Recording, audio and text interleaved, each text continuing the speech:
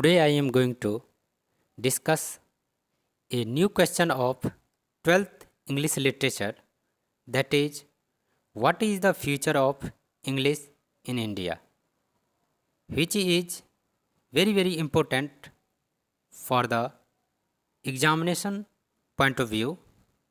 So it is important for all the students who read in 12th class. यानी आज हम लोग एक नए क्वेश्चन के बारे में जिक्र करेंगे, डिस्कस करेंगे, जो कि 12th के एग्ज़ाम के पॉइंट ऑफ व्यू से काफ़ी महत्वपूर्ण है, और यह है what is the future of English in India. यानी भारत में इंग्लिश की क्या फ्यूचर है, इसके बारे में है। अब इसके आंसर पर हम लोग चलते हैं। The future of English is very bright in India. यानी भारत में इंग्लिश की जो फ्यूचर है वो बहुत ब्राइट है।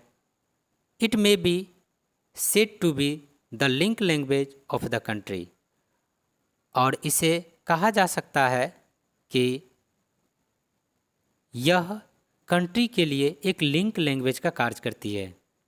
It played an important role in our fight against the British, और ब्रिटिश के अगेंस्ट जब हमारा फाइट हुआ था तो उस समय भी यह लैंग्वेज काफ़ी महत्वपूर्ण रोल निभाई थी। It brought different people belonging to different regions and speaking languages on one platform.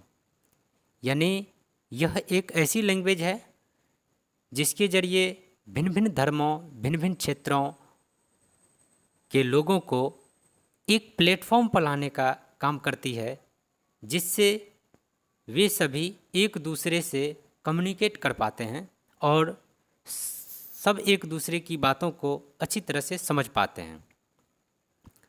English has future in our country also because India is economically a rising country. यानी इंग्लिश का जो future है हमारे देश में, वे economically, जो कि हमारा देश जो है यह एक राइजिंग कंट्री के रूप में जाने जाते हैं, एक विकासशील देश के रूप में जाने जाते हैं।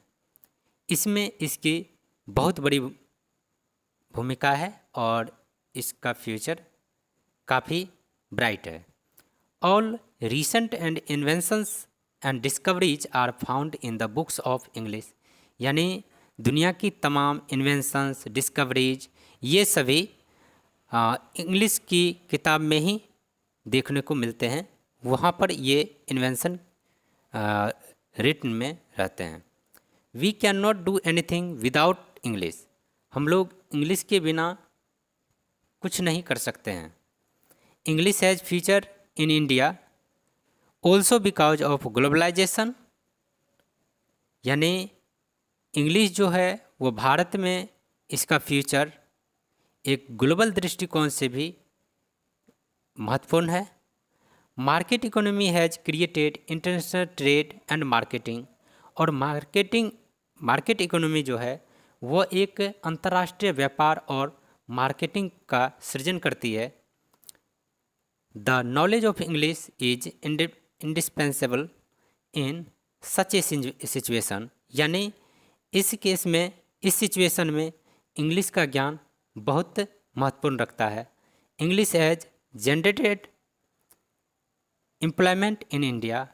और अंग्रेजी जो है वो भारत में रोजगार मुहैया करती है, रोजगार सृजन करती है।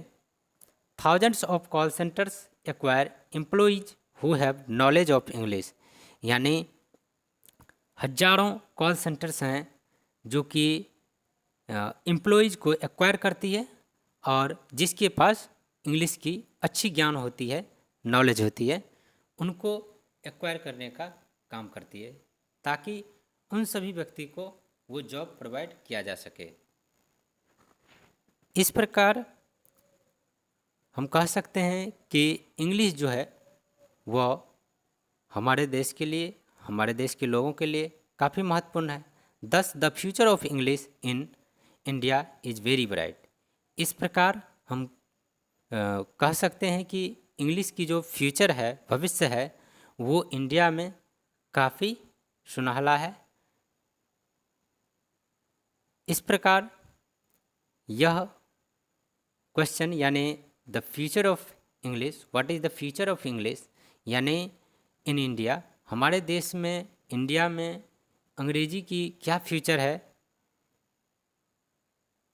यह अभी हम लोगों ने जाना, सीखा।